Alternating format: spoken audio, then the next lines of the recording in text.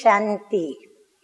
आज की तारीख है 28/9/14 और आज रविवार होने के कारण हम सभी अपने प्राण प्यारे अव्यक्त मूर्तधारी मीठे मीठे प्यारे प्यारे अव्यक्त बाप दादा की ज्ञान मुरली की रिवाइज कोर्स की मुरली, जिसकी तारीख है 21/12/78, उसकी थोड़ी सार रूप मुरली सुनेंगे।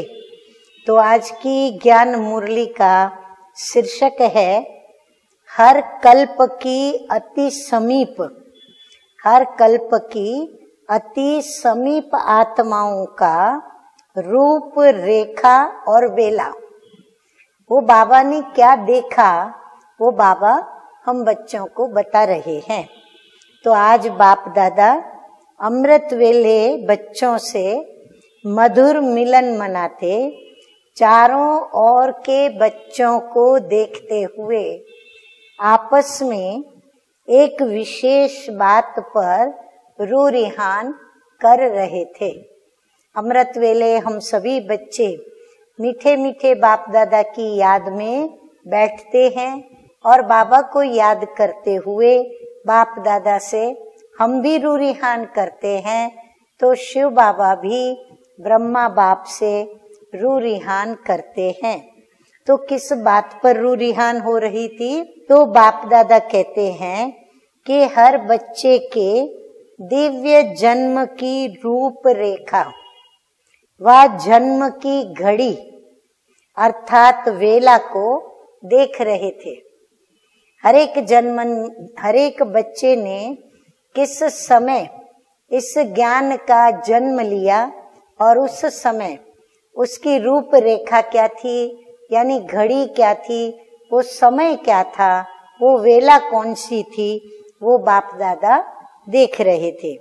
हर एक की वेला और रूप रेखाओं के आधार पर वर्तमान संगम युगी जीवन और भविष्य जीवन का आधार है। वेला के ऊपर भविष्य जीवन का आधार है। तो रूप में क्या देखा? रूप में बाबा ने जो देखा, तो बाप दादा कहते हैं कि जन्मते ही शक्ति रूप की झलक रही व वियोग से योग की रेखा रही। एक होता है जन्म लेते ही बस मुझे बाबा मिल गया और शक्ति स्वरूप बन गए, और दूसरा होता है कि हमने अनेक जन्म भक्ति की, तो भक्त जैसे प्यासे होते हैं, वियोग प्रभु का वर्णन करते रहते हैं और प्रभु को याद करते रहते हैं।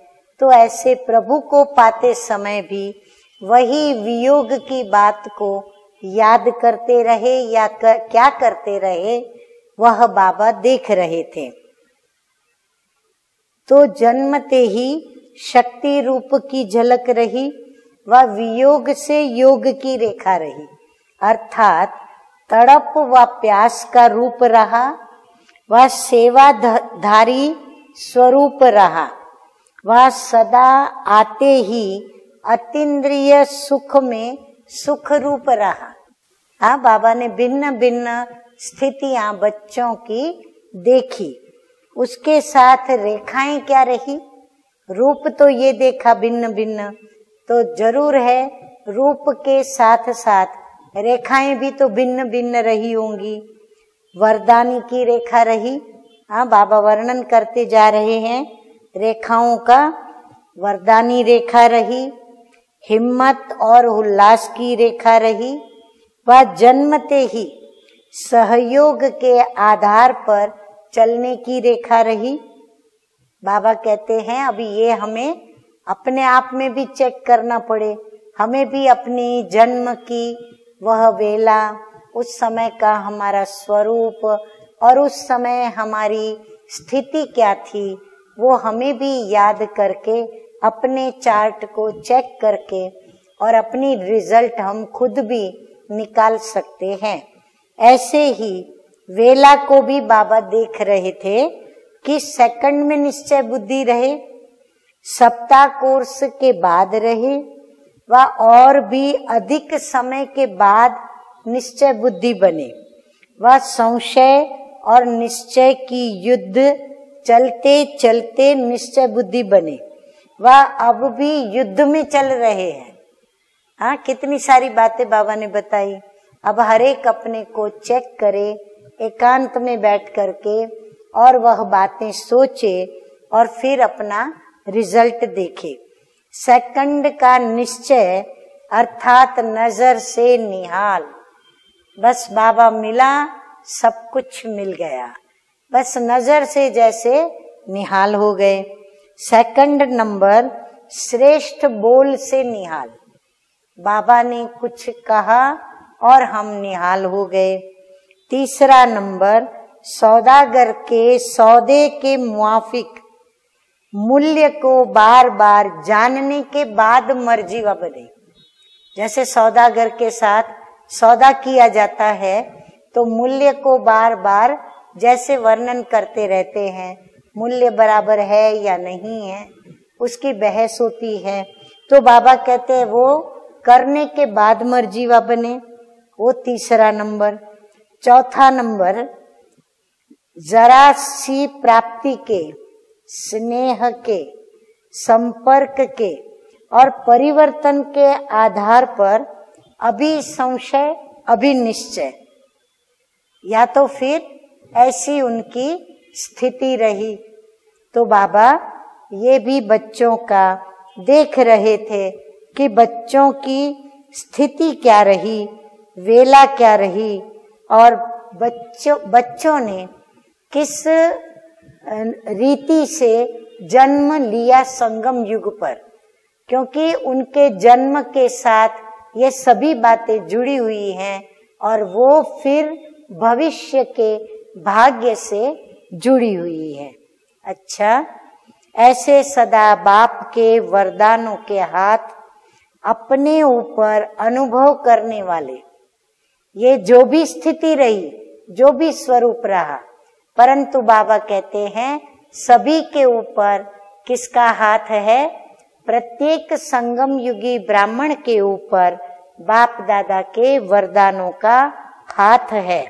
तो वरदानों के हाथ अपने ऊपर अनुभव करने वाले, सदा अपने ऊपर और सर्व के ऊपर रहम दिल, अटूट अखंड निश्चय बुद्धि, अखंड योगी और सदा विजय के तिलकधारी, जन्मते ही ताजधारी, ऐसे सदा तख्त नशीन बच्चों को बाप दादा का याद प्यार और नमस्ते।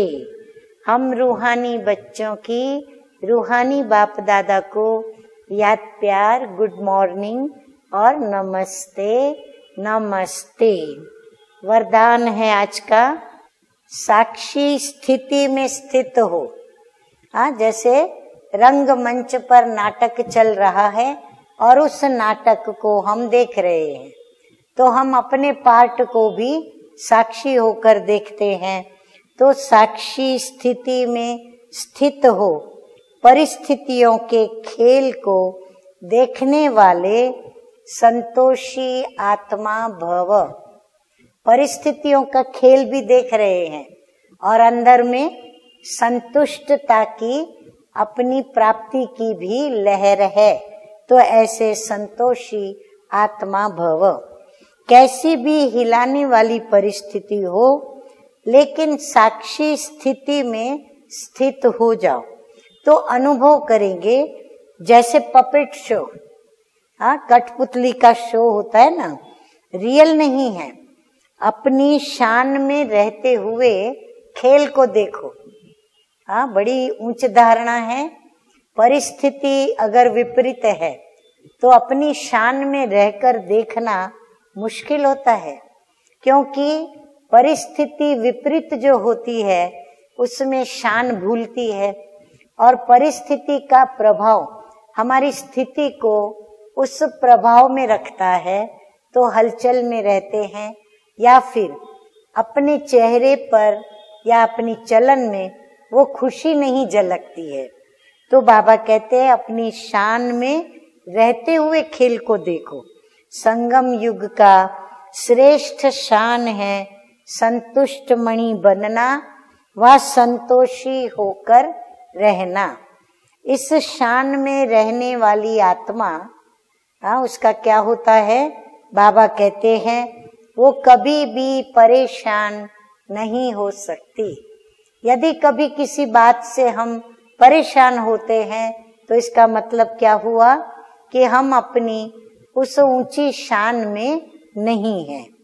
संगम युग पर बाप दादा की विशेष देन संतुष्टता है। विशेष ये बाबा ने हम बच्चों को वरदान में देन दी है, संतुष्टता।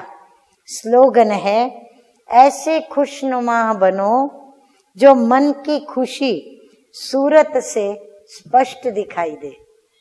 इतनी हर्षित मुखता हमारे चेहरे पर हो जिससे हमारा मन भी कितना खुशनुमा है वो सभी को एक झलक देखने को मिले।